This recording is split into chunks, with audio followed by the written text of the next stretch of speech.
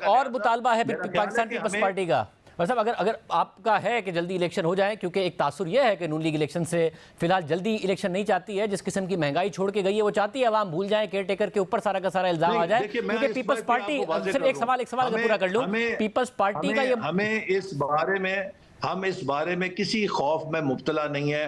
हमारे वोटर को 200% पता है कि इस महंगाई का असल जिम्मेदार कौन है।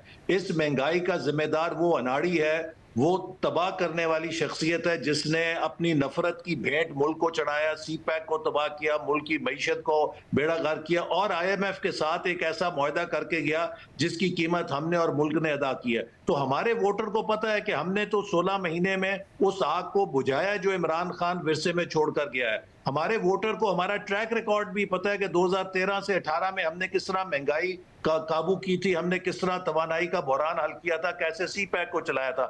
हमारे वोटर को यह भी पता है कि इस दौरान 16 महीने में हमने कैसे सफारती तन्हाई पाकिस्तान की खत्म की, सी पैक को दोबारा किस तरीके से पाकिस्तान का मुआहदा दोबारा आपके वोटर सपोर्टर को कोई खौफ नहीं है। आपके वोटर सपोर्टर को वोटर के पास जाएंगे, वोटर हमें वोट देगा और कामयाब करेगा इंशाल्लाह। मगर आपका वोटर सपोर्टर माजी बईद की ये बातें याद रखेगा कि जब आपने सिंगल डिजिट में इन्फ्लेशन रखी थी, ग्रोथ बेहतर थी, या फिर अब की बात याद रखेगा जबकि आपने तारीख की बुलंद तरीन महंगाई दी है? और यही वजह है कि ना नवाज शरीफ साहब वापस आ रहे हैं, ना फौरी तौर पर इलेक्शन के लिए राजी हो रहे हैं, वरना पीपल्स पार्टी कह रही है कि इलेक्शन कमीशन एक्स्ट्रा स्टाफ रख के जल्दी कर दे डिलिमिटेशन। आप नहीं कह रहे हैं?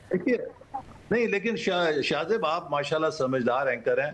आपको पता है कि इस महंगाई के जिनको बोतल से किसने निकाला है, वो क्या अलामात थी या अवामिल थे जिनकी वजह से आज हमें महंगाई भुगतनी पड़ी है।